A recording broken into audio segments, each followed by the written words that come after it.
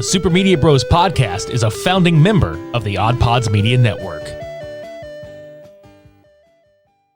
Super Media Bros.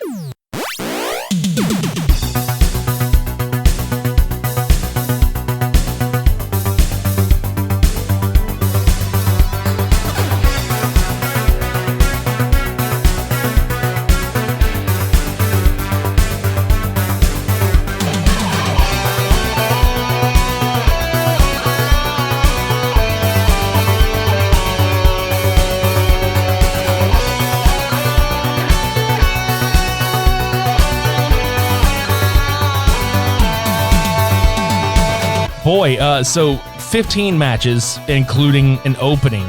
Ooh. Yet, ironically, we're not going to spend very much time on any of those matches on this podcast. Well, I mean, to be fair, a lot of those matches were cut short in real time anyway. That's true. Welcome to episode 241 of the Super Media Bros podcast. I'm Richie. I'm Devin. This is the Fallout from AEW All Out 2022. And when we say Fallout, we're not just going to sit here and give you an entire episode of running through these matches. We're probably going to run through them very quickly because holy fuck, I don't remember the last time that the literal aftermath of a pay-per-view completely overshadowed the fucking show itself. And that I would have probably paid the pay-per-view money for the fucking shit we got for free.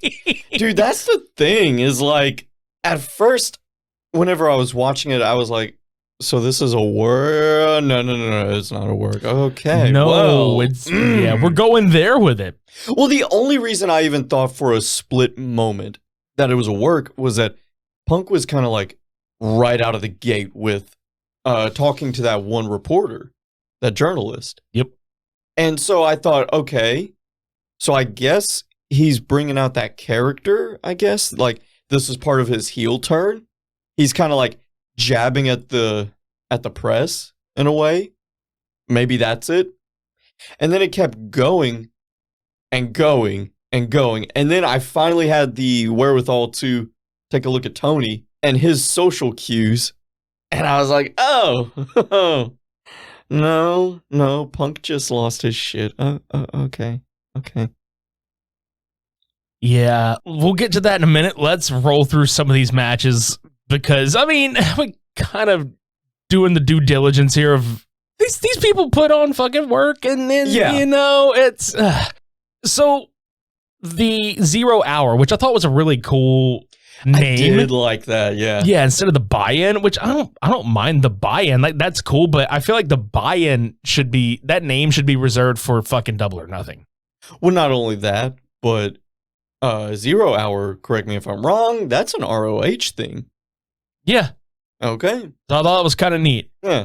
I enjoyed that. Can we just talk about the fact that Sammy Guevara just has bad luck with fucking golf carts and fucking ATVs and anything that's on four wheels that's smaller than an actual vehicle? Yeah. This man done got plowed over. This is his, third time getting fucking just pummeled by one of these bastards? Something like that, yeah. Yeah, so the opening match was supposed to be Tay Mello, which is weird to fucking say that she's not Ty Conti anymore, but we respecting the name change here. Yeah, whenever they first said it, I was like, oh shit. Right on. But then, like, okay, I want to step out of the actual realm of real life here.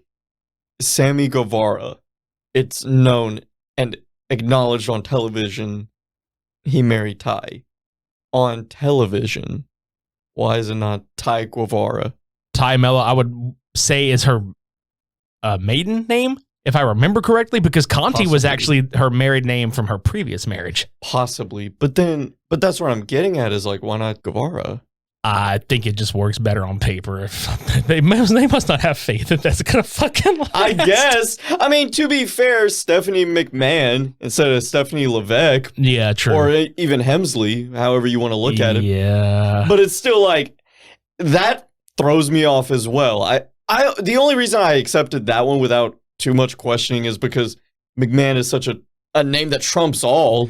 And I think that's exactly why, like, it's not a big deal because yeah. But Sammy and Ty are, they're wrestling against Ortiz and Ruby Soho. Ruby almost died. I know, I saw that, and she's very lucky. I'm glad she's okay. She took a really fucking hard fall from a drop kick. Like, she looked like she was going for a Hurricane Rana, but she got drop kicked, and then she got literally dropped on her fucking neck and shoulder. Yeah, I was nervous about that. Same.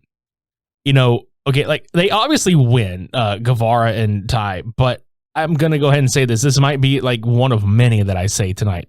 AEW has dropped the fucking ball on Ruby completely. Oh, well, I don't think anybody would argue that. And I feel bad because, like, Ortiz is just kind of there. Mm-hmm. Santana's injured, but we know they aren't getting along as people. And it's just, it's weird. Like, it's just kind of like, oh, what do we do with them? Oh, I guess let's just here. Yeah, I feel like they're stuck in a limbo. Yeah, a lot of people are stuck in a limbo right now. I mean, I would like to think that it's going to feel a lot better whenever ROH officially starts. Yeah, I feel like a lot of this roster is going to get fucking moved. And again, that'll probably be a reoccurring thing throughout this episode. Hook goes up against Cool Hand Angelo Parker. Very short match for the FTW Championship, which we obviously knew Hook was gonna whoop his fucking ass, but okay, yeah. I mean, there's really not much else to say about Hook is getting better at selling. I'll say that. Yeah, absolutely. And as time goes on, I feel like his character is gonna be a more he doesn't have to fight from underneath, but he's believable if he's got to fight from underneath to win. He's got the Balboa kind of thing going for him. Yeah. Pac versus Kip Sabian for the All Atlantic Championship. I was surprised. That was a great fucking match, dude. Oh, it was. That part wasn't the surprise. The surprise was that, yeah, Kip lost. I was really thinking that he was going to win. I was too, but at the same time, they need to do a little more character building with Kip because this is technically a newish gimmick. It's not necessarily that it's, it's not like, he's been on camera for a year, so we know this character. We don't know anything about the psyche of this version of Kip Sabian. He was arguing with the fucking box after the match. And that's the thing. I think once they showed that part and you realize, oh, no, this is an arc, it made more sense. Just initially, I was like, wait, okay, you had the guy shelved for a year, repackaged him in a sense, and then he lost? Okay. My man's is arguing with a cardboard box with a face on it. Well, also because Kip has been working the indies, and that title is the Traveling Championship. So I thought, oh, well, he's already doing all this shit anyway, so, okay. That was kind of my thing, too. But I did love that Pac wins. I want to throw that out there. Pac is same. Amazing. Yeah, it was a great match. Good finish. And in my opinion, one of the matches of the night right here, on the fucking 0 hour, this should have been on the pay-per-view. Mm-hmm. Eddie Kingston and Tomohiro Ishii. What a fucking slap fight these motherfuckers had. Did you see boys, both of them really, but there was the vein. The vein in the fucking right cleft of Tomohiro's shoulder. Yep. That bitch was like red, purple, and every time he got smacked, and because Kingston just lays his shit flat. Yeah, he does. He does not care. No follow through. He just like slapped. He's just like, bitch. I can just picture him just, that accent. He's like, you fucking bitch. And he's just like slapping him and shit. That's all I picture. Fucking shit's all bruised up and bleeding internally, probably. Oh, I'm sure. I'm 100% sure that if you just like took a needle and poked any area, just blood would just start gushing out. Ugh, gross. Just a little. Nasty. It's gonna look like Moxley's forehead. So surprisingly, not in this match. The one time that he wrestles for like 20 minutes in the main event, he doesn't gush. Yeah. But Kingston wins this one, which he needed to, because Ishii won the first go around, and Kingston finally picks this one up. I feel like they're gonna have to have a rubber match somewhere down the line, like the third, like a blow off. Yeah, and I would absolutely love it. I didn't realize that Tomohiro won the first one. Yeah. I didn't realize that. Where was that? I want to say it was definitely on an NJPW pay-per-view. Okay, because I was like, dude, I didn't see that. What do you mean? Yeah, because Kingston was that's the whole promo that Kingston was throwing out. He was like, oh, you got me that night, blah, blah, blah. Yeah, he was like, and that's why I was like, huh? When? Yeah. So, yeah, that's the thing. The casino ladder match for the AEW championship, like it's a future title match. Now, you have you got the Lucha Brothers, you got Claudio, you got Wheeler, and you got fucking Rush and Andrade El Idolo and Dante Martin. Let's get all these fuckers out there and do all the work so that we can have a masked Joker come to the ring and take the poker chip, because Stokely Hathaway and Ethan Page and Colton and Austin Gunn and Morrissey and Moriarty came out there, and yeah, okay. It was overbooked. Yeah. Well, here's the thing. In the context of just the program of All Out, I was like, that's fucking phenomenal. Wonderful. Sure. Great job.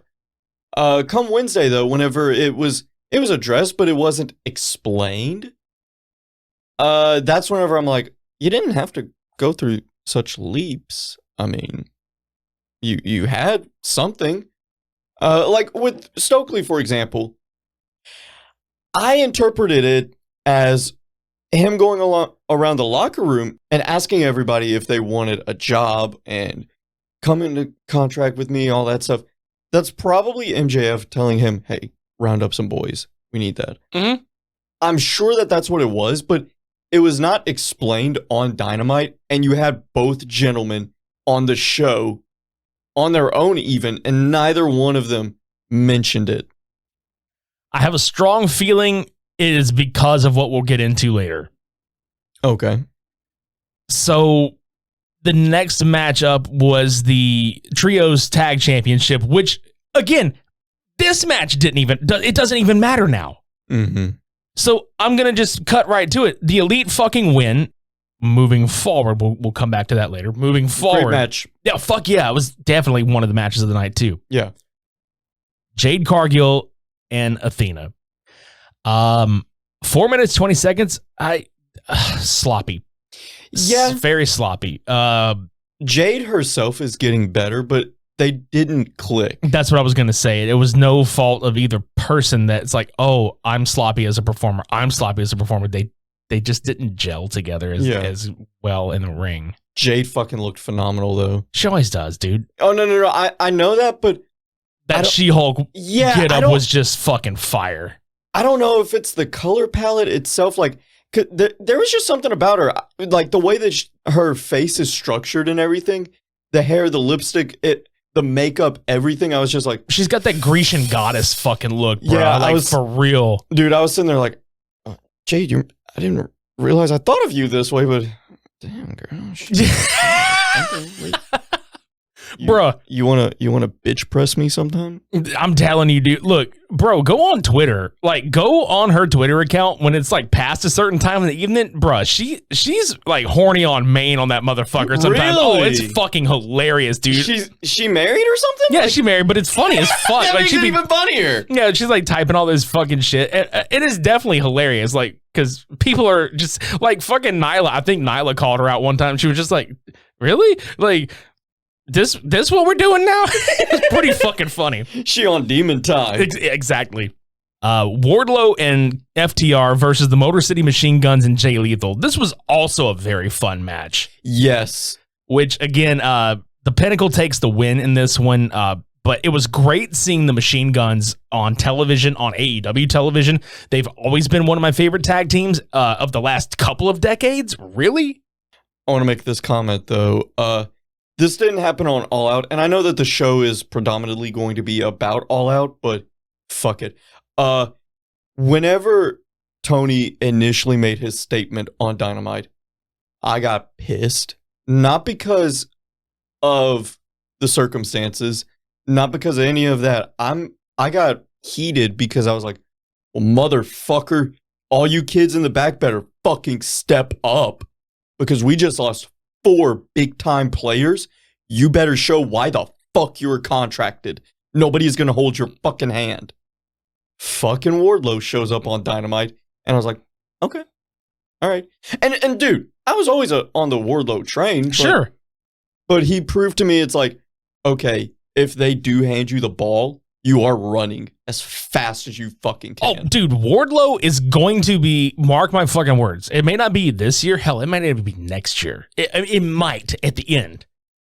Wardlow will be the guy for this company. I can believe it. He's got the look, he's got the size, fucking athletic as shit.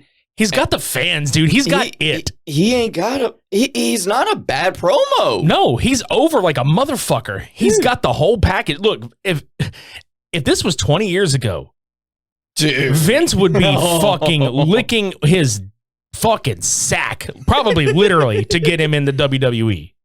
Dude. And also, like, he just comes off like such a nice guy, too. Yeah, no shit.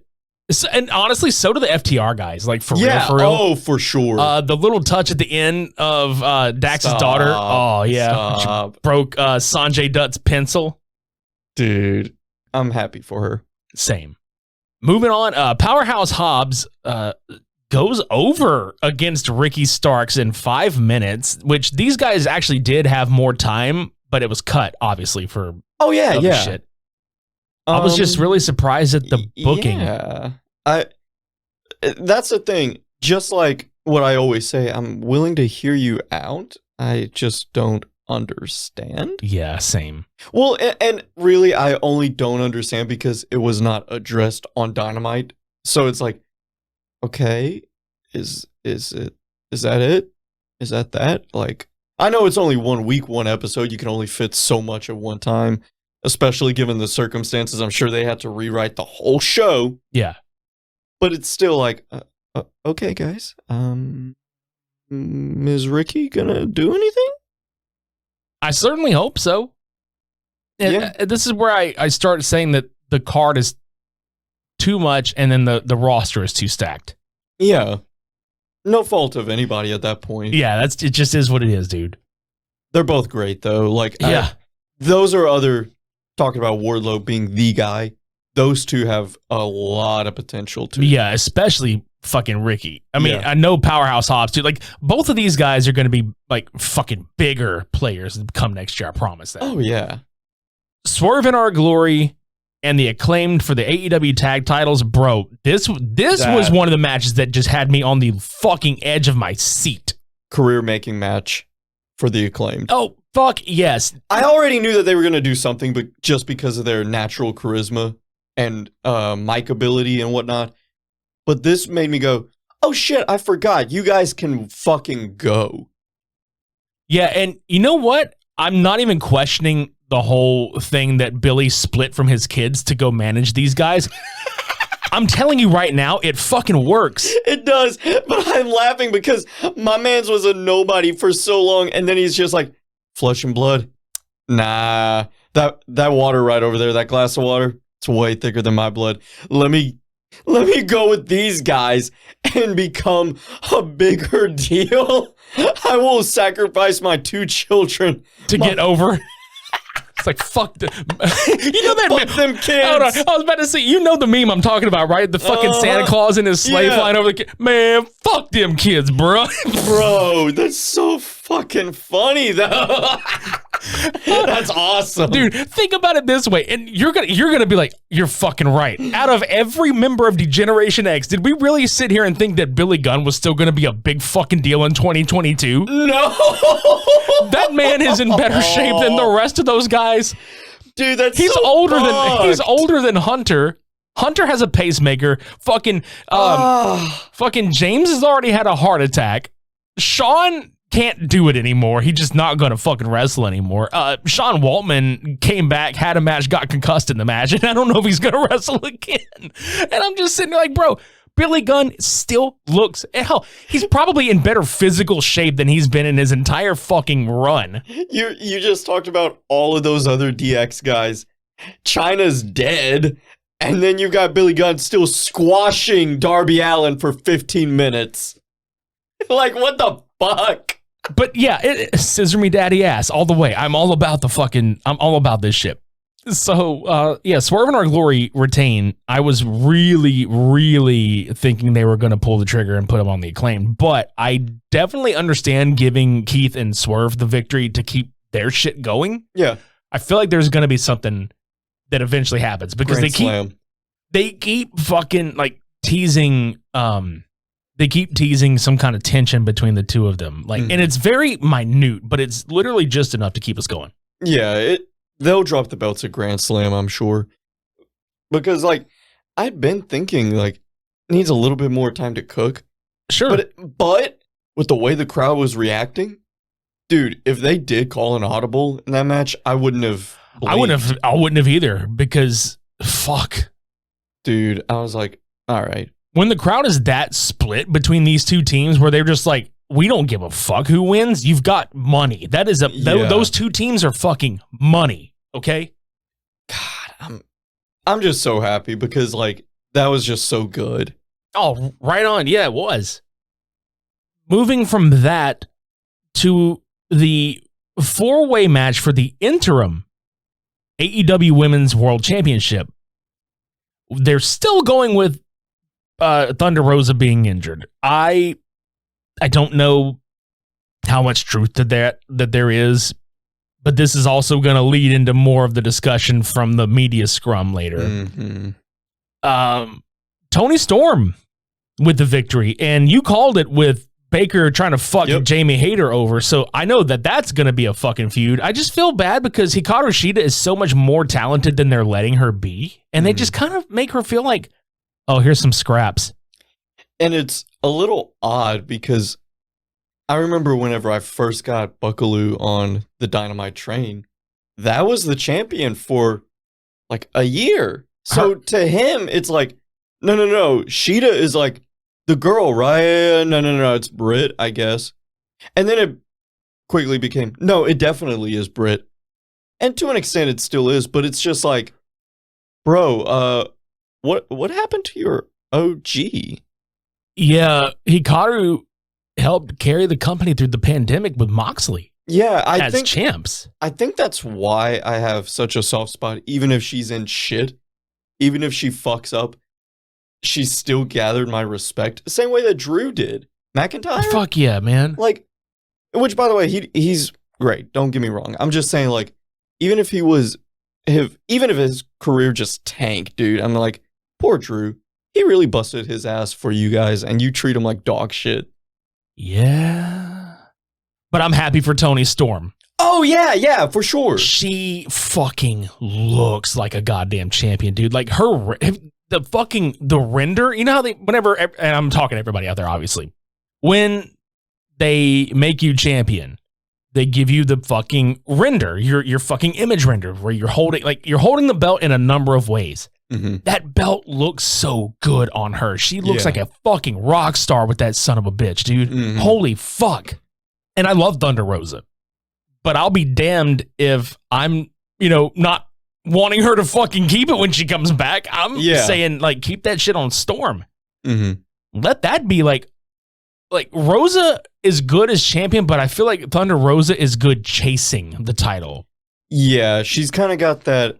And I might eat my words on this in a little bit, but it's kind of the Bryan Danielson syndrome. Yeah. Now, I don't know about you, but him or Mox is my pick to win the vacated title. I think it's going to be Bryan. I hope so. No disrespect to Mox. Love Mox. Sure. But it's time. Man, it's fucking time, dude. I would love that so much. The shortest match of the night, Christian Cage and Jungle Boy Jack Perry, which I think I called this. They need to just call him Jungle Boy Jack Perry now. Yeah. And they're doing it smart. Luchasaurus with the quick heel turn with a fucking, like, that scared the shit out of me. The bump he took on the pyro gating. Luchasaurus chokeslams Jungle Boy on the pyro gating, splits his back open. Like, he's got several cuts. Christian rolls in the ring. The bell rings. He kind of beats the piss out of him, gives him the unpretty or the fucking whatever the fuck he's calling it, the kill switch now. And that's it. 20 seconds in, Christian Cage is legitimately injured, though. He's going to be having surgery on his fucking tricep or his bicep or some shit. Yeah. You know, it's funny. I missed this match because I went into the bathroom whenever Christian's entrance went. Yeah. So I was like, all right, I'm going to go to the bathroom. I got time. Well, the thing is, so my buddy Brian that comes over for every show, his cousin is super hot. And so I went into the bathroom to send her a scandalous photograph. Jesus Christ. I had to get the angle and everything just right, you know. I had to doll my baby up a little bit. She was asking for this, right? Yeah. Okay. No, she actually did. She saw it and then she goes, I was kidding. And I was like, no, you weren't. And then she just sent like the emoji of her eyes peeking through her hands. And so I was like, you not kidding. And she's like, no. And then I was like, your turn. Out of respect for my boy Brian, I'm going to leave it at that, you know, but.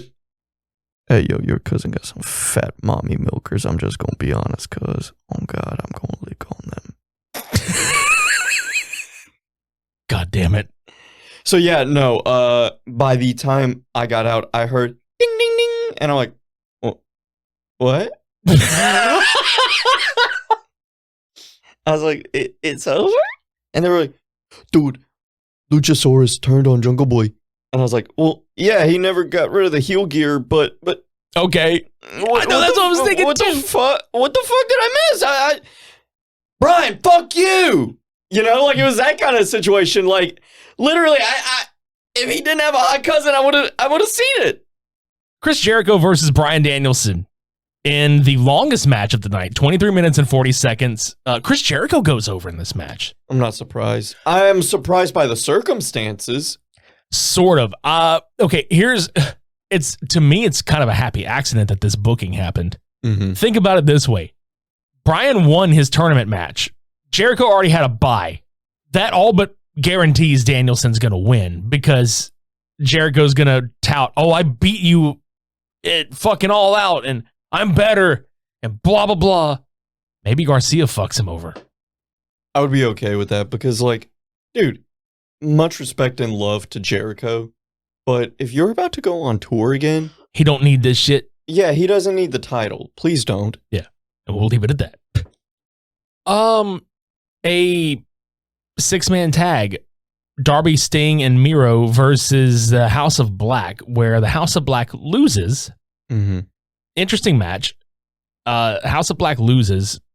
Off camera, a lot of people noted that Malachi Black hugged everybody in the ring from the House of Black and then blew a kiss to the crowd and took a bow and then went to the back.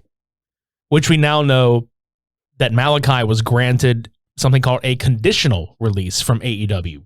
Whereas it seems as though, not confirmed or denied, just what is out right now, is that he may have asked for a release or some time away because of personal and creative frustration. And he's also experiencing mental health issues and he's just taking time away to get better and refocus. And it's just the terms of the conditional release, I would assume, is that he's going to be paid while he's out, but he can't go to any other company because he still has 4 years on his contract.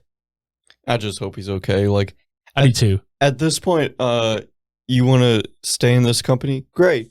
You want to go somewhere else? Great. Just take care of yourself. Yeah, you know, and I know this probably isn't the case, but I can see where a lot of people that are on the outside looking in maybe think that he's having like this, I'm being way too heavy into the art of this. Because that happens with people, be it musicians or performance artists. Like, you can method act your way too deep into this shit. Oh, yeah. And I don't think that's the case. I think he's smart and knows what the fuck he's doing, but I can certainly see where that might come into play, where it's like, he's obviously devastated that this act has not been pushed further, which we are too, because the House of Black is a fucking phenomenal goddamn stable. Yeah. Like, I would have pushed them to the fucking moon by now. I would have put the trios belt on those motherfuckers, to be honest with you. And that's the thing is, okay, for storyline purposes, I completely understand why they did what they did. Sure, same. But whenever they first announced it, I was like, it's going to be the Elite versus House of Black in the finals, right? Like, I just assumed. Right. And the fact that, I mean, obviously the Dark Order went through for, storyline purposes and shit, but.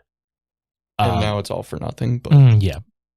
And we're going to get to the main event and the aftermath of this bullshit. CM Punk and Jon Moxley for the AEW Championship. Bloody as fuck, CM Punk goes over after giving John 2 go-to-sleeps. Now, granted, if nothing that went down after this fucking match actually went down, this was a fucking great match in terms of storytelling, in terms of Punk doing a from underneath victory. He had the facial expression. Like, I'm giving it the Bret Hart treatment where he's having this, I'm still a year back, but you can tell, like, facial expression wise and looking out in the crowd, like he's questioning, can I actually fucking do this? And Moxley, I think, was the perfect foil to that. Yes. Because Moxley is like a fucking brick wall that is moving. He's not just the brick wall you run into. He's moving against you, and he's going to fuck you up.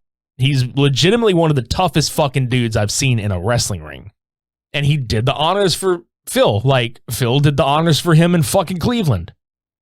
Or Cincinnati, or whatever fucking city it was in Ohio. Cleveland. Yeah. Cleveland. Yeah. So, fucking, the match ends. Punk is in the ring, and we get the whole MJF thing with the Tony Khan voicemail, which I thought was fucking genius. Like, putting the voicemail. Like, that was a pretty cool, like, thing. Then the pay-per-view goes off air. So we're going to go off air and take a quick break. And when we come back, we're going to talk about the media scrum and all the aftermath from that shit, because holy fuck. You were listening to the Super Media Bros podcast on the OddPods Media Network. Don't go anywhere or one of you may be bitten. Smooth Sack Summer is slowly coming to an end, but it's not too late. We are about to enter Fresh Ball Fall. And the leader in below-the-waist grooming, Manscaped, is here to make sure that you feel smoother than a beach ball and that you smell fresher than your girl's pumpkin spice. Start this season the right way and join the other 6 million men worldwide that trust Manscaped with our offer of 20% off and free shipping with our code SUPER at manscaped.com. And what can you find?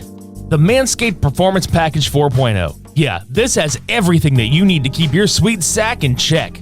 Inside the package, you're going to find a lot of really cool stuff, like the Lawnmower 4.0 trimmer, the Weed Whacker ear and nose hair trimmer, the Crop Preserver ball deodorant, the Crop Reviver toner, performance boxer briefs, and a travel bag to hold all your goodies.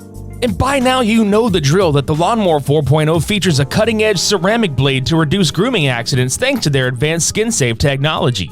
It also has a 7,000 RPM motor, a new multifunction on and off switch that engages in a travel lock, and a 4000K LED spotlight to turn on and off if you need a more precise shave. It's also waterproof, so you can do this in the shower, when you're hitting up the lake. Trust me, this razor is going to devour even the strongest of your weeds. And now that your sack is smooth, lather up with Manscaped's liquid formulation to get that fall ball freshness. The Crop Preserver ball deodorant keeps you cool in the heat. It's got a soothing aloe vera formula, and it's the best in the business for below-the-waist freshness, and it's got a clear drying formula that keeps your sack looking and smelling good. They love you so much, they're even throwing in 2 free gifts to this package, the Manscaped Boxers and the Shed Travel Bag. It's going to bring your comfort to another level at home and on the go. Don't forget to take care of your feet, guys. Keep yourself groomed from head to toe with the Shears 2.0. It's a luxury nail grooming kit.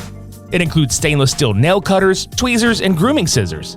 Paired with the performance package, your balls are going to be ready to impress, and you can cover the rest with the Shears 2.0. Get 20% off plus free shipping with our code SUPER at manscaped.com. Again, that's 20% off plus free shipping with the code SUPER at manscaped.com. So keep things smooth and fresh as we say sayonara to smooth ball summer, and we enter fresh ball fall.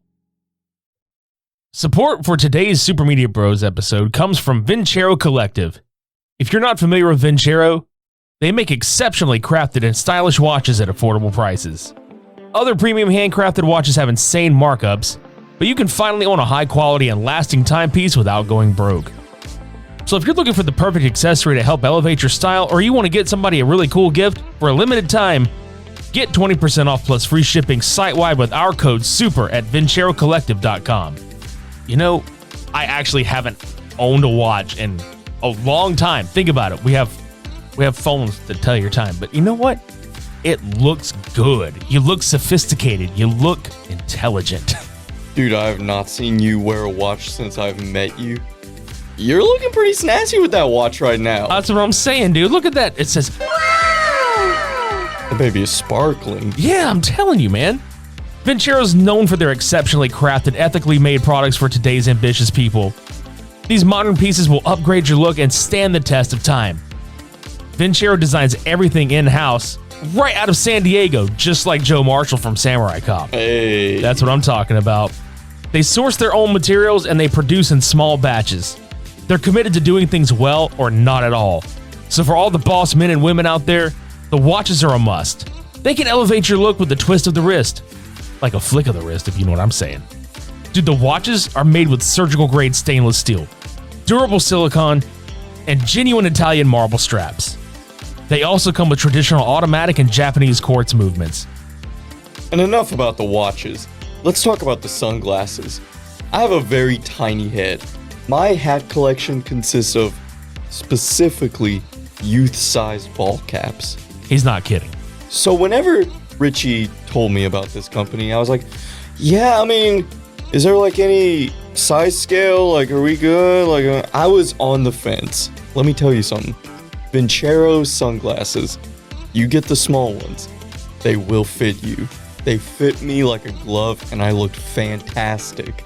And he's not wrong. Shades on isn't just a catchphrase for us. It's literally like a way of life. So when it comes to sunglasses, Vincero's got the hookup. And the best part about the sunglasses, they all come polarized with 100% UV protection. Not that 99.9%, all 100% UV protection. You can stare into the sun for the entire 5-year warranty. I don't think I would recommend that. Super Media Bros does not recommend that you stare into the sun for 5 years straight.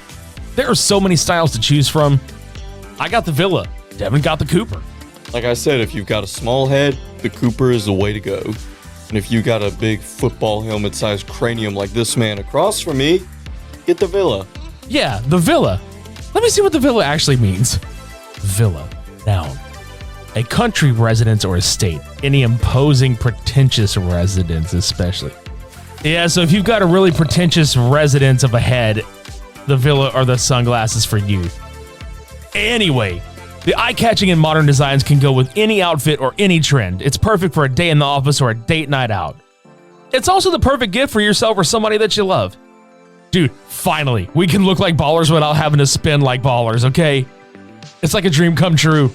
But you don't need to take our word for it. With over 30,000 5-star reviews, they've been named GQ's go-to brand for premium lifestyle accessories. Vincero offers you a shopping experience that you can trust. And if you need to return or swap, it's not a problem. Remember, Vincero's got you on that 5-year guarantee. Please don't stare into the sun. And a 365-day free return policy. Do not return after staring into the sun for 364 days. From quality that you can feel to style that you can't deny, Vincero Collective guarantees to up your game. Look, we're only going to be able to offer this discount for a limited time, so don't wait or it's going to be way too late for you. Get 20% off plus free shipping site-wide with our code SUPER at VinceroCollective.com. Again, support our show and use the code SUPER at Vincero, that's VINCERO Collective.com. We guarantee that you're going to find something that fits your style. Shop Vincero today. Hi, I'm Sam. I'm Richie. I'm Little Matt. And here in the 500 Section Lounge, we are three dads who host a family-friendly weekly podcast. Yep, we laugh, we go on tangents, and we talk to great guests. Tangents. I don't know what you're talking about with that. You know, there are gases leaking. All right, okay. Yeah, we have legendary conversations from sports to history and everything in between. So be on the lookout for what we do next. And always be there to Grab a listen. And we're back. I literally just had a chair thrown at my head and I was missed. And I don't even know who the culprit was. They came in and then they left. And did you get a good look at the person? Or? No, I was too busy tending to my black eye. Okay. Did you make sure that Loki was like taken care of? He's out of the room? Yes. Okay. Yes, he was removed. All right, cool. From the situation. He will be asked in questioning later by the authorities. Oh, right on. You know. Okay, cool. So we just went through something that actually fucking happened at the fucking arena. So if you're looking at our podcast cover art, it is clearly a photo of Tony Khan and CM Punk at the table during this fucking media scrum. And Tony, like, it just has, I mean, well, depending on the art you're looking at, if it's on YouTube, they're at the table. If it's on the podcast player, it is the awkward photo of Tony looking like, I really don't want to hand this fucking belt back to this man. Yeah, he went through every emotion known to man during that scrum. That fucking gif where he looks like he's about to vomit his water back into the fucking bottle. I know. That poor motherfucker. Let's just come out with it. The media scrum starts and Punk is just right out of the gate shitting on Colt Cabana again, shitting on fucking Omega and the Bucks as EVPs of this company, basically being like they couldn't manage a fucking target. I kind of cackled at some of this shit, okay? Oh yeah, like whenever he said, and these guys think they're in fucking Reseda. Like I was like, yeah, okay. So basically what happens is he talked, y'all can go watch this shit on YouTube for reference, but what it boils down to is Punk, buried the company at hand, just basically shit on it before he got there. Shit on what it was before he got there. There are a lot of things I agree and disagree with. mm-hmm. CM Punk might be an asshole, but he's not wrong just because he's an asshole. There are a lot of things that he was right about, especially, don't leak shit to people if you don't fucking want the receipt for that. Yes. I was really taken aback. I think I sensed some tension, but I think when he made the line about Adam Page being quote, an empty-headed dumb fuck motherfucker, end quote, that's when I was like, they really don't like each other, because that apparently is the fucking case. Like, they legitimately do not like each other because, one, Punk is coming in and being exactly the guy he fucking was railing against 7 years ago. Yeah, that's the part where I'm like, Phil, I'm a CM Punk guy through and through, but are you okay? Like, what's going on? On the other hand, okay, I want to throw this part out there. I don't know what was done or said from Hangman's side. We saw the promo all those months back that was a little out of nowhere, but now we understand what this was. That was real. But here's the thing. I think this all could have mostly been avoided if Tony went up to the Bucks or Kenny or any of them and was like, hey, your guy over there, he just went into business for himself and he just shit on the guy that we're about to put the strap on. You better go handle this. Your EVPs and you're friends with him. Go deal with him. And that didn't happen, or at least it doesn't appear so. Right. And then those EVPs, whether they simply obliged by Punk's demands and went and talked to him like he asked, or the other story where they banged on the door, all that stuff. Either way, you guys are EVPs. You are representing the company. Don't do that shit. Yeah. Because basically Phil was saying that, and I say Phil just because like this is the person we're talking about. Yes. You know what I'm saying? And Yeah. I'm not saying, because I know CM Punk is like, don't call me Phil unless you fucking know me personally. And I'm only saying this just because like it's at this point it's not character. Right. I think that's, like I don't say it in like a disrespectful way. Yeah, It's like Matt, Nick, and Tyson. I'm gonna go ahead and say that. Exactly. I was thinking the same thing. Yeah. Matt, Nick, and Tyson go fucking like approach, like if you really sit and think about this, there was a scuffle. Let's just get to brass tacks here. There was a fucking scuffle. Apparently it was like 6 minutes long. That's a fucking fight. Yeah, that's a fight. Supposedly CM Punk threw the first punch at Nick. I believe so. Yeah. Several punches. Connecting punches. A chair got fucking thrown at them. Ace Steel threw a fucking chair. According to him, He was doing it because his wife was in the room watching Larry, who is CM Punk's dog. Now, here's where shit gets crazy. As if it weren't already crazy enough. Kenny Omega being like the guy we all know he is. Does he participate in the fight? No. He is concerned about getting the dog out of the room and safe. Protect him at all costs. Yes, protect Larry at all costs. Because I think still at the end of the day, Kenny was probably pissed, but Kenny was probably the more professional of them. Yeah. I can believe that. Matt and Nick seem like hotheads. So they go in there and this all starts happening. Kenny gets the dog to safety. Ace Steel fucking bites Kenny Omega.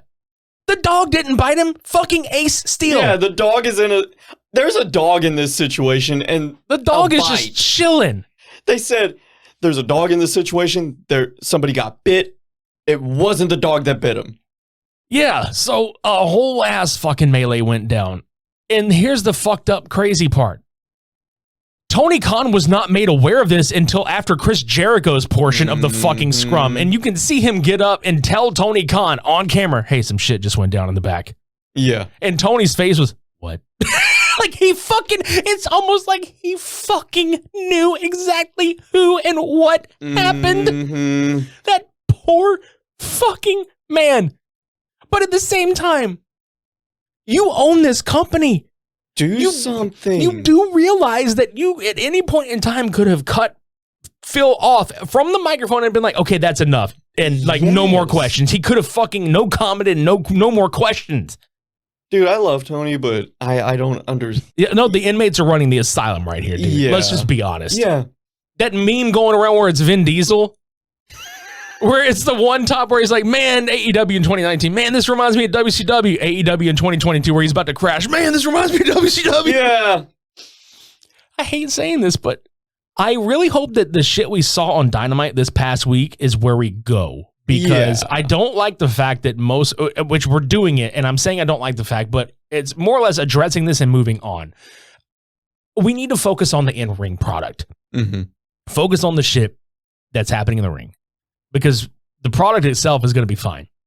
All of these men are champions that are in this fucking match, or they were in this backstage incident, okay? Punk just won the fucking championship. The Bucks and Omega just won the Trios championships.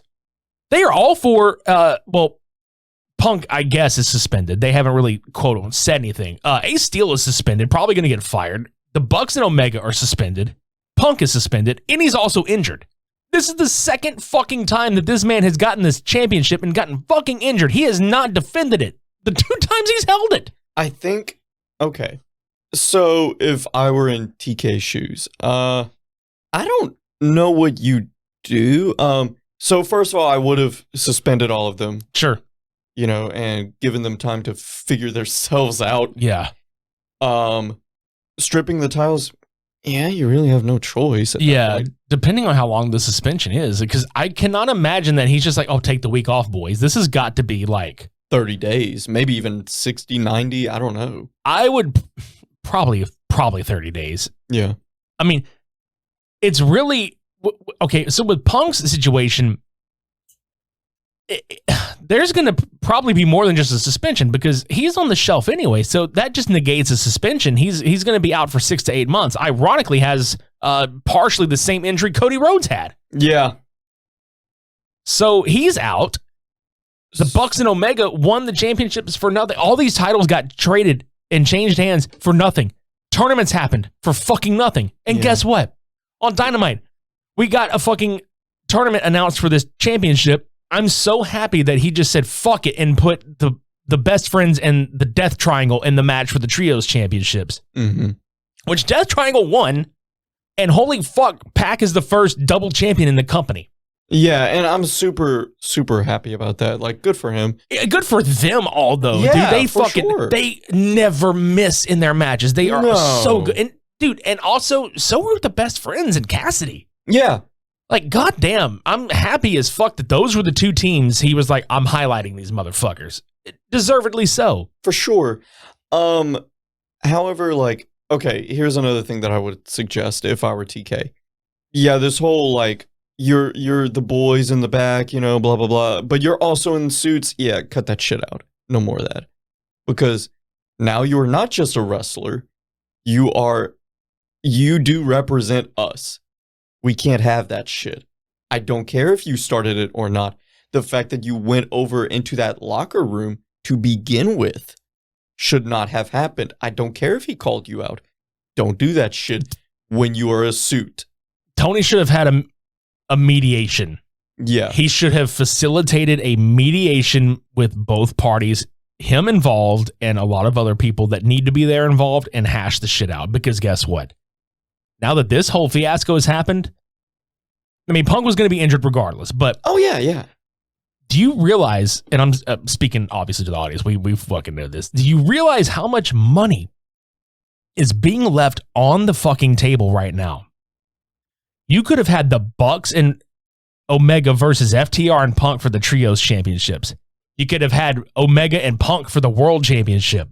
The Bucks and FTR, the Bucks and Omega, just defending the Trios belts against a whole bunch of fucking people. Bring Will Ospreay and them back and have them fucking wrestle again, because that was a fucking banger.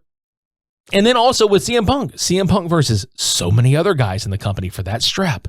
That is not going to happen now. Yep. And who knows if it's ever going to happen again. The sad thing is even if CM Punk remains with this company, they may not put that strap back on him. Dude, you already know CM Punk is one of my guys. I don't know if I would. I wouldn't either. And that's what the fucked up part is. Like, I would love for him to have a meaningful run. Of course I would. But do they trust him to not get fucking hurt again? Or have another meltdown for some reason. Yeah, that's the thing. And here's the thing. Mental health is a thing. And that can be whether it's you haven't worked on yourself or it's stressful working conditions. We've all been in those situations. So that's not what I'm getting at, but you can't have that kind of a loose cannon on your show if you're going to have these press conferences.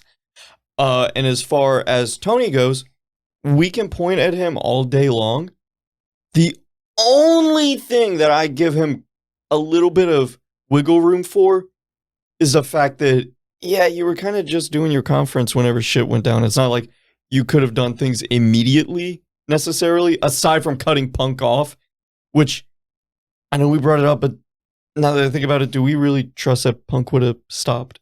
Oh, no, he would have grabbed any other microphone and just started talking over everything. I'm telling you, he would have. So, yeah, Tony has he can't do anything. I'm probably going to leave it with this. And I've seen this going around, but I want to reiterate it here because I know you're going to fucking have the exact same fucking thought as I am. What did everybody say they wanted from Phil when he came back? Oh, come on. Fuck you. What did everybody say?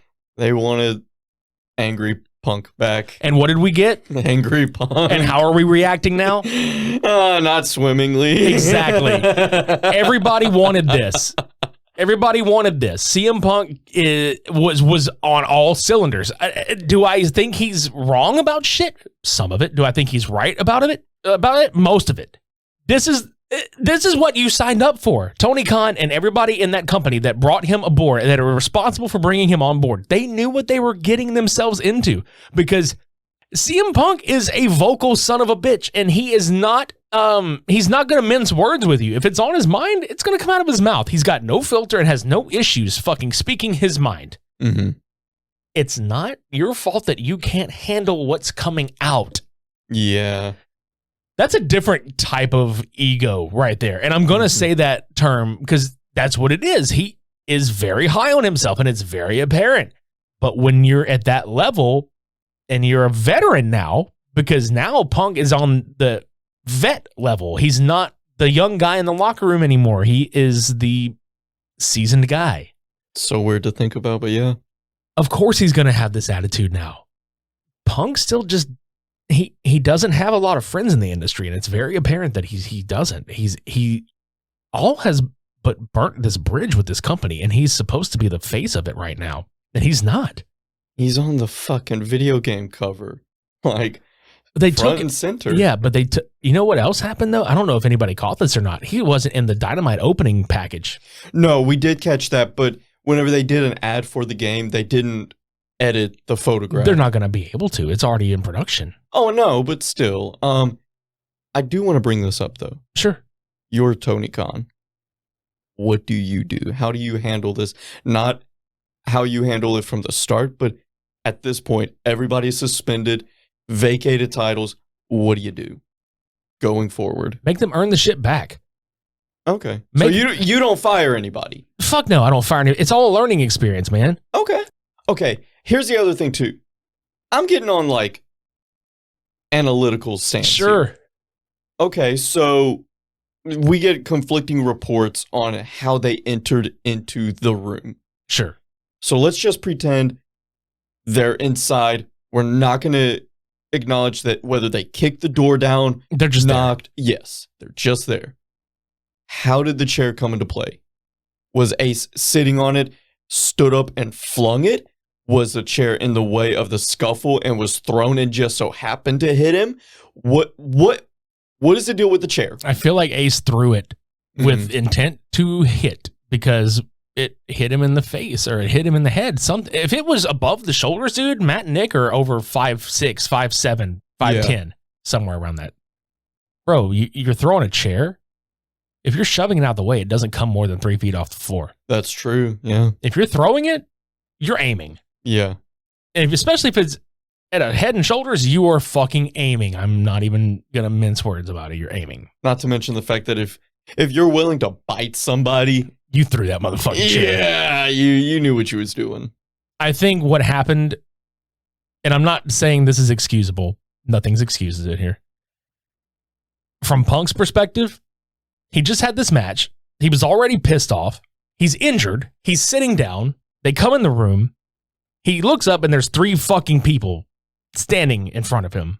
He probably immediately went to, they can't just one at a time. They look like they have to, come in with their whole fucking crew and fuck with me. Okay. I get it. Mm-hmm. Doesn't excuse any of the parties involved, but they effectively fucked up a bunch of storylines, including the MJF angle. Yeah. Because of this, I can almost guarantee you the entire Stokely angle would have basically probably been him making Punk or somehow having Punk run the gauntlet of all these guys. Mm-hmm.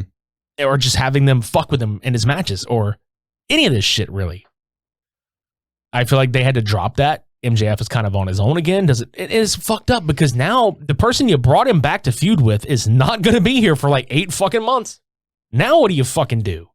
My whole shit about MJF becoming a babyface and Punk becoming a heel, that got tossed out the window because that looked like it was going to fucking happen. No, I think it's still a possibility. I was going to say, if you spin it where MJF is like, look what I fucking told you was going to happen. Yep. And not only that, but I think naturally speaking, I think a lot of fans have turned on Punk in this scenario. I'm not going to lie. As a hardcore fan of his as I am, he's got a lot of respect to earn back from a lot of fucking people, dude. Yeah. And we're not even speaking for ourselves. We're just saying, like, in general, this is like a split 50-50, it seems like, in terms of internet. Yep. He's gonna have people that are still diehard, and he's gonna have fans that are like, fuck you, but then he's gonna have like legitimate go away heat from people. And that's what I'm fearing. I think a lot of people will have a lot of go away heat. I do want to say this though. I love all of you involved. I do too. I think that's why it sucks for me, because it's just kind of like a damper where I'm just like, I really loved all of you. I've defended Kenny and the Bucks because, let's be honest, that's my generation. Yeah. And it's always the cool thing to shit on the current generation. Sure. And so those are my guys in a way. Right. Punk was my guy whenever I was a kid. And everybody used to say, oh, but Phil Brooks is such a shit person, blah, blah, blah. And I defended him there. So you've got 2 groups of people that I have defended tooth and nail since I was a child, Mm-hmm. And now whoever is right, whoever is wrong, somewhere in between all of this, I'm going to have to swallow a bitter pill and say, yeah, I was wrong about you and you, or whoever the fuck. And that's the part that sucks for me. Yeah, I get it. I'm the same way because, I know cooler heads should have prevailed, but they didn't. I think every one of them were having a fucking shit night. Mm-hmm. because I don't blame Punk for airing out grievances the way he did, because getting repeatedly asked about Colt Cabana a decade later, don't fucking ask him about Colt fucking Cabana. He had nothing to do with the motherfucker getting like put to Ring of Honor. I mean, and then with the Bucks and shit, they shouldn't be fucking spilling out dirt to the fucking Meltzer. Yeah. I'm just going to say the Meltzer. But at the end of the day, cooler heads should have prevailed. They fucking didn't. Everybody was heated. And now we're in the situation where, like you mentioned earlier, every one of these motherfuckers that want a shot at the spotlight and want to be on TV had better get with the program, because of the fact that Tony Khan sat back and said, my 6 guys that I'm going to put in this it doesn't matter who wins. The fact that he's got Chris Jericho, Jon Moxley, Bryan Danielson, Sammy Guevara, Darby Allin, and Hangman Adam Page, and he's like, hey, these are my 6 fucking guys that I feel like are top guys enough to be in the championship tournament. How many of those guys are AEW originals now? Mm-hmm. And a lot of people were sitting there going, man, Kingston should have been in there. Well, guess what? It's time for Kingston to fucking show up and show out. Mm-hmm. It's time for a lot of these guys to show up and show out. Even though he's a vet, all these people need to get off their asses and fucking go. Because, like you mentioned earlier, when you got Punk and the Elite gone, motherfucker, we need team players in this bitch. Yeah. And Sammy needs to fix his own shit too, I mean, he's not perfect. Hangman, yeah, I would have liked a moment of, okay, we're going to give you a second chance here. We kind of blew it with you the first time. But it doesn't look like they're going in that direction. Honestly, that's probably Tony saying, look, I want you in this spot, but you need to fucking wake up too. I didn't think about that might be him being punished. Yeah, I think so. I really do. I would love if Darby got it, but I don't think he will. Darby has said on countless occasions he doesn't want the world championship. I know he has said that, but just me being a fan, I like it. Yeah, I would love to see him have like a run with it at some point. They need to put him back in the TNT title picture at some point too. Yeah. They really need to make their mid-card and upper mid-card dudes fight for these belts. I'm thinking it's either going to be Bryan or Mox. Well, I'm telling you now, that's who it's going to come down to in the final. It's going to be Moxley and Danielson. Yeah, no question. It's just who wins. That's why I think that match is going to kick so much ass at Grand Slam. Holy fuck. And the crowd's going to be behind Danielson. They're going to be in fucking New York, dude. Mm-hmm. New York loves Bryan so much. But I think this is a good spot to leave a pin in it. And we'll get caught back up in due time. All right. So we are going to actually take the next 2 weeks off, and we're going to be preparing for Spooky Media Bros, which is happening in October. But don't fear. We're going to run a couple of older episodes, one of which to lead into Spooky Media Bros, which I feel is fucking appropriate, is our fucking Cult Cinema Showdown episode with Veronica and Cradle of Fear. An oldie but a goodie. Yeah. Mm-hmm. Mm-hmm. Hey, look, at least I'm not sitting here going, hey, let's rewatch them and re-record it. Go ahead, King. I'm doing you a favor. I'm doing you a goddamn favor, and I'm doing myself a fucking favor. Although we do have to do the sequel. Yes, we do. Because holy fuck. And we'll get to that when it does come around. Trust us. That shit is ridiculous. And the other one, I don't even fucking care if it hasn't even been. Well, actually, you know what? King, it's been about a year since this episode dropped, so we may as well fucking do this shit. We're also going to be giving a re-up because you motherfuckers need to listen to this episode. Champagne and Bullets versus Lost Faith. Has it really been a year? Yeah. Damn. Yeah. All right. I'm telling you right fucking now. We're giving you these. These are now considered classics, okay? Especially the fucking Veronica and Cradle of Fear one. That was like almost 3 years ago, I think. I'm old. Me too. You know, we never got that G-Shock sponsorship you talked about, but you know who did come through for us? And I know where this is going. Vincero came through for us. Vincero's way better anyway. That's what I'm saying. Like, fuck G-Shock, bastards. So yeah, we're going to take a break. literally for a couple of weeks, but we'll be back in October with fresh content. We've got a lot of cool shit coming your way. Now, you will enjoy the fuck out of these other 2 episodes because you're still going to hear fresh, advertisements for us and, all that shit. So, yeah, just be ready to enjoy, motherfuckers. You ready to get the fuck out of here and bounce? Yeah. I got to go figure out if Loki has been taken care of, and you should probably get that bite on your wrist looked at. Yeah, I'm about to. Don't worry. Cool. I got the lawyer on standby. All right, I'll go check out the ER. That sounds good, man. Just bill that asshole that fucking bit you, and we'll get it taken care of. Bet. All right, cool. Thank y'all for hanging out with us this week. We'll catch you in a couple weeks when Spooky Media Bros comes around. It's time to get scary and shit. So until then, I'm Richie. I'm Devin. Shades on. We're off.